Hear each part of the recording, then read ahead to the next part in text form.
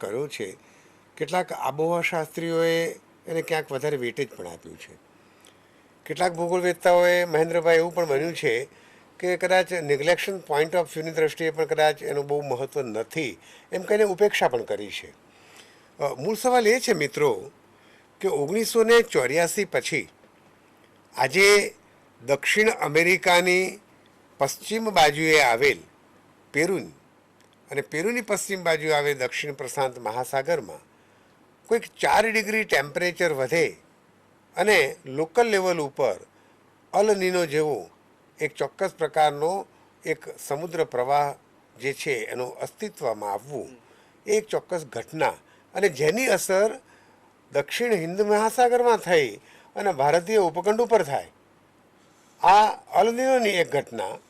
અને એવી જ બિલકુલ એની કોન્ટ્રો ડિરેક્શનમાં લા નીનો જેને આપણે કહીએ કે -4 ડિગ્રી સેલ્સિયસ ટેમ્પરેચર જેટલો ઘટાડો થાય અને એની પણ એક ચોક્કસ પ્રકારની સમુદ્ર પ્રવાહ ઉપર અસર થાય અને ઇન્ડિયન ઓશન સુધી એનો ચોક્કસ ઇમ્પેક્ટ જે છે એ થાય. તો આવી લા નીનો અને અલ નીનો જેવી કેટલીક અનિયમિત એવી, ચોક્કસ નથી પણ અનિયમિત એવી ઘટના જ્યારે સર્જાતી હોય છે ત્યારે મોન્સૂન ક્લાઇમેટના એક ફેક્ટર તરીકે, એક માપદંડ તરીકે પણ કેટલાક ભૂગોળવેત્તાઓનું ઉમેરણ કર્યું છે. જસ્ટ આપણે વિદ્યાર્થી મિત્રોને જણાવવા માટે જ આ તો આપણે એક મુદ્દો અહીંયા સ્પર્શ કર્યો. બરાબર.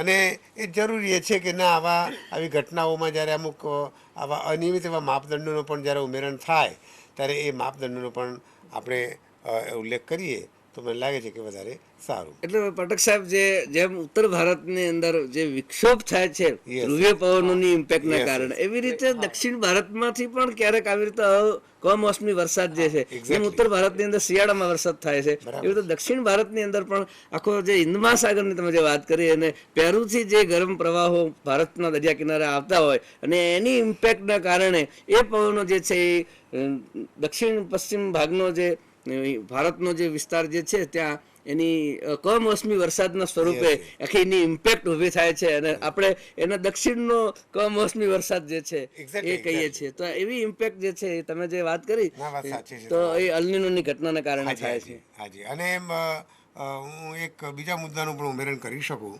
તમે જે વાત કરી છે એ જ સંદર્ભ છે જેને પશ્ચિમી વિક્ષોભ કહેવાય.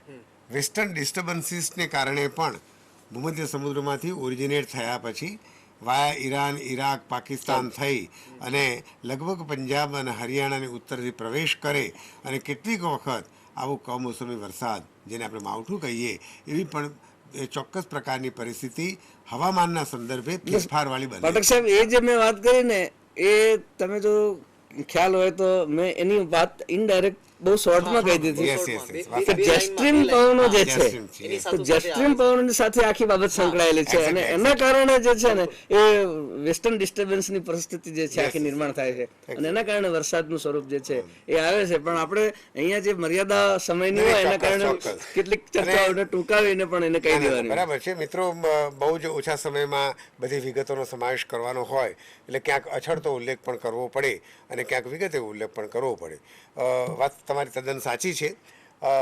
છેવટે તો મોન્સૂન ક્લાઇમેટ છે અને મોન્સૂન ક્લાઇમેટની જ્યારે વાત કરતા હોઈએ ત્યારે એની મુખ્ય ઇમ્પેક્ટ જે છે ભારત જેવા વિકાસશીલ દેશો કે જેનું મુખ્ય અર્થતંત્ર એ ખેતીના વ્યવસાય સાથે જ્યારે સંકળાયેલું હોય ત્યારે હું મહેન્દ્રભાઈને કહું કે કૃષિ પ્રવૃત્તિઓ ઉપર એને ચોક્કસ એવી કયા પ્રભાવ કે એવી કોઈ પ્રભાવક અસર થાય છે, આપ એના વિશે પ્રકાશ પાડો.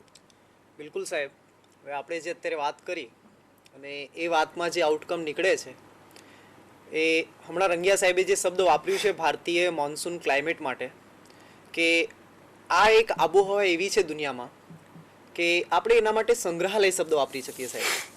અને ખરેખર આ એક આબોહવા એવો ધરાવતો દેશ છે કે કોપેન અને ત્રિવાર્થા જ્યારે આખી દુનિયાની અંદર આબોહવાનું વર્ગીકરણ બતાવતા હોય ત્યારે 15 પ્રકારની આબોહવાના પ્રદેશો એ આપોઆપ ભારતની અંદર એ લોકો બતાવે છે.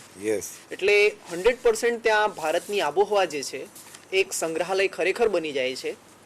અને એક સંદર્ભ આપું કે એલ્સવર્થ હન્ટિંગ્ટન જ્યારે સિવિલાઇઝેશન એન્ડ ક્લાઇમેટ નામની એમની પુસ્તકમાં માનવ પ્રવૃત્તિઓ પર કેવી રીતે આબોહવાનું પ્રભાવ પડે છે એની ચર્ચા કરે છે, એ સંદર્ભમાં જ્યારે આપણે ભારતીય અર્થતંત્રની વાત કરીએ અને મોન્સૂન ક્લાઇમેટની વાત કરીએ, ત્યારે સાહેબ ખરેખર ભારતીય મોન્સૂન ક્લાઇમેટ જે છે એ ભારતીય સમાજને, ખાસ કરીને જ્યારે ભારતની અંદર આજની તારીખમાં પણ લગભગ 72% વસ્તી ગામડાઓમાં વસે છે અને ગામડાઓની અંદર આજે બી લગભગ 65% લોકો મિત્રો ખેતીની ઉપર જ નભે છે, સીધી રીતે, પરોક્ષ રૂપે.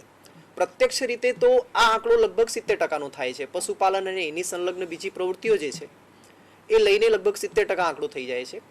એ સંદર્ભમાં આ મોન્સૂન ક્લાઇમેટ ભારતીય અર્થતંત્ર માટે બહુ અગત્યનું બને છે. અને સાહેબે વાત કરી એમ એવી રીતે, પાઠક સાહેબે બહુ વિગતમાં વાત કરી છે, પણ તોય ભારતીય મોન્સૂન ક્લાઇમેટમાં જે વરસાદ થાય છે એમાંથી લગભગ 74%નો વરસાદ, જેમ આપે સાંભળ્યું હજી, લગભગ જૂનથી સપ્ટેમ્બર ઓક્ટોબર દરમિયાન નૈઋત્ય ખૂણાના જે મોસમી પવનો આવે એનાથી થાય છે. રેગ્યુલર મોન્સૂન આપણે એને કહી શકીએ સાહેબ. અને એની સાથોસાથ પાછા ફરતા જે મોસમી પવનો છે એમાં લગભગ 13%નો વરસાદ ભારત પ્રાપ્ત કરે છે. અને એની સાથોસાથ આપણે જેને શિયાળાનું મોન્સૂન કહીએ, માવઠું અને આ બધી અલ નીનોની અસર હોય દક્ષિણ ભારતમાં, એ બધાના કારણસર જે ભારતમાં વરસાદ પડે એ લગભગ 3% જેટલો વરસાદ હોય છે. એટલે ટોટલ મોન્સૂન ક્લાઇમેટના લીધે ભારતને એક વિશિષ્ટ ઋતુ મળે છે, જે ભારત સિવાય દુનિયામાં બહુ ઓછી જોવા મળે છે. અને લગભગ 85%નો વરસાદ આ જ સમયગાળામાં થાય છે. અને આ વરસાદ જે છે ભારતીય અર્થતંત્રને બહુ જબરદસ્ત રીતે અસર કરે છે. આ વરસાદ એક ખાસ લાક્ષણિકતા ધરાવે છે. આ જે સંગ્રહાલય છે એના વિશે સાહેબ હું કહી શકું છું કે આ સંગ્રહાલયમાં જે વરસાદ પડે છે એ વરસાદ બિલકુલ પણ વિશ્વસનીય નથી, અનિશ્ચિત અને અનિયમિત છે. એટલે જ ભારતની અંદર જ્યારે બજેટની ચર્ચા કરવામાં આવે, બજેટ બનાવવામાં આવે, ત્યારે અર્થશાસ્ત્રીઓ બજેટ બનાવતી વખતે ભારતના મોન્સૂન માટે એક ખાસ શબ્દ વાપરે છે કે આ મોન્સૂન જે છે ભારતીય અર્થતંત્રનો એક જુગાર છે. એ વસ્તુને ધ્યાનમાં જ રાખીને લોકો કામ કરતા હોય છે. એટલે જો મોન્સૂન નિષ્ફળ જાય તો ભારત સરકારની યોજનાઓ, એનું આયોજન, એની નીતિઓ, એની આર્થિક નીતિઓ, ઇવન એની રાજકોષીય નીતિ પણ નિષ્ફળ જતી હોય છે. એટલે એનાથી વધારે તો કોઈ અસર જ ના હોય.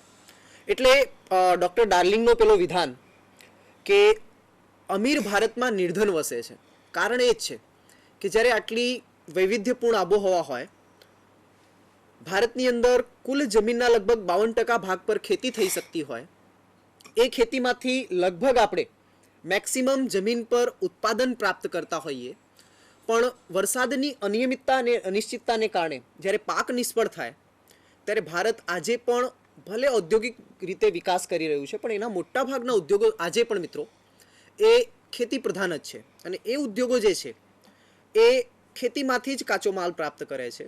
હવે જ્યારે એ ખેતી નિષ્ફળ જાય ત્યારે ઉદ્યોગો આપોઆપ બંધ થવાની અણી પર આવીને ઊભા રહે છે. એ ખાંડ ઉદ્યોગ હોય, તેલ ઉદ્યોગ હોય, કાપડ ઉદ્યોગ હોય કે કુટીર ઉદ્યોગો હોય. સાહેબ તમારી વાત સાચી છે. એગ્રોબેઝ ઇન્ડસ્ટ્રી ઉપર ટૂંકમાં એની ઇમ્પેક્ટ જે છે બહુ જ જબરદસ્ત બિલકુલ. અને એની સાથોસાથ જ્યારે એ થાય ત્યારે બિચારો ગામડાનો ખેડૂત એને આત્મહત્યા કરવા સુધીના બનાવો કરવા પડે છે, કારણ કે એ પોતે જુગાર રમતો હોય છે એની ખેતી પર. એની સાથોસાથ જ્યારે આવી સમસ્યાઓ ઉત્પન્ન થાય ત્યારે ભારતમાં બહુ મોટા પાયે ખાદ્યાન્ન ઉત્પાદનની સમસ્યા ઉત્પન્ન થાય છે. ખાદ્ય આપૂર્તિ સરકાર માટે બહુ મોટો પ્રશ્ન બની જતો હોય છે.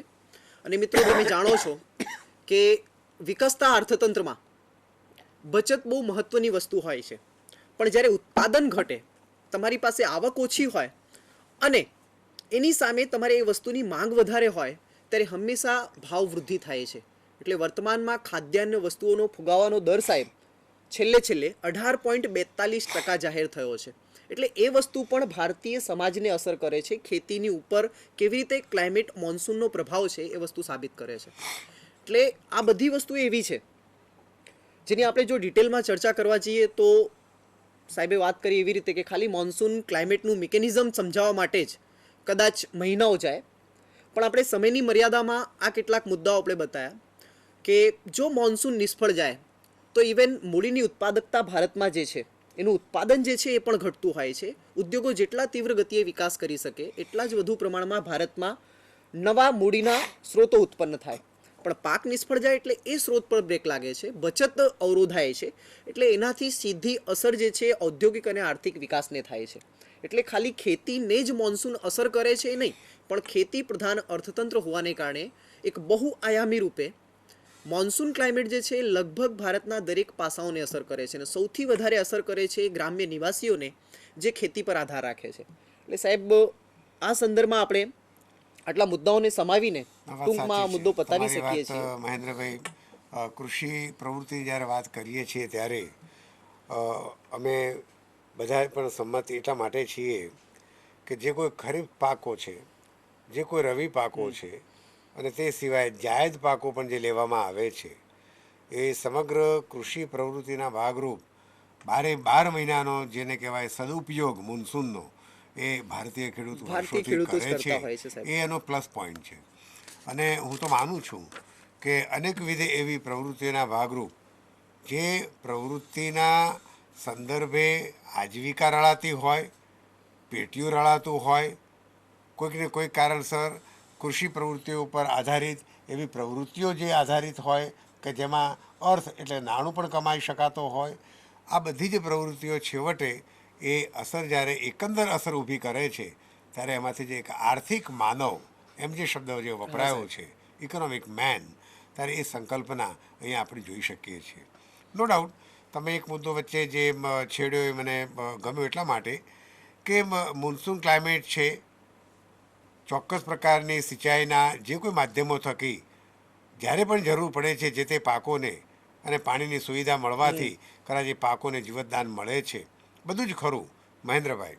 પણ એક વસ્તુ તો ચોક્કસ આપણે સ્વીકારવી પડશે કે વિજ્ઞાન અને પ્રૌદ્યોગિકી ગમે તેટલું આગળ તેમ પોતાના ઉત્તરોત્તર જે કંઈ સંશોધનો થકી આગળ વધતું હોય, પણ છતાં જે પ્રકૃતિના જે તત્વો જે છે એ પ્રકૃતિના તત્વોના ભાગરૂપ ભૌતિક જે કોઈ પર્યાવરણ જે રચાયું છે ત્યારે એના મહત્વના એક ઘટક રૂપે જ્યારે આ આબોહવા કામ કરતી હોય, એ આબોહવા એક ચોક્કસ પ્રકારની જે છે થયેલી એમાં પણ કેટલાક વર્ષોથી એટલે વટક સાહેબ બધા જ્યોગ્રાફિકલ એલિમેન્ટ્સ જે છે હવામાન પરિવર્તનો આવે છે.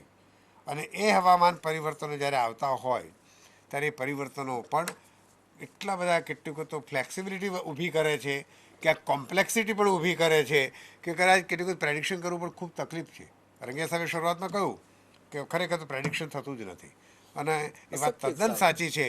આટલા વિશાળ દેશમાં અને તે ચોક્કસ ઉષ્ણકટિબંધમાં પડે છે એમ શબ્દ જ્યારે વાપરીએ ત્યારે બીજો તરત ઉત્તરનો ભાગ સમશીતોષ્ણ કટિબંધ વાપરે છે, પણ શબ્દ ખોટો છે. કેટલાક ભૂગોળવેત્તાઓ તો હવે સમશીતોષ્ણ કટિબંધમાં પડતો ભારત એના બદલે ઉપોષ્ણ કટિબંધમાં પડતો ભારત એવો શબ્દ વપરાયો છે.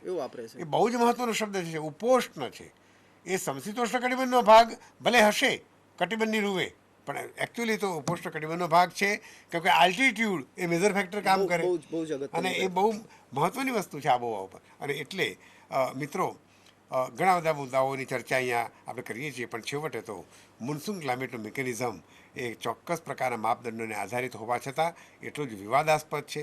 સમયની થોડીક પ્રતિકૂળતા હોવાને કારણે પણ આપણે બહુ જ ઓછા મુદ્દામાં સમાવેશ કર્યો. ખૂબ ખૂબ આભાર, ધન્યવાદ.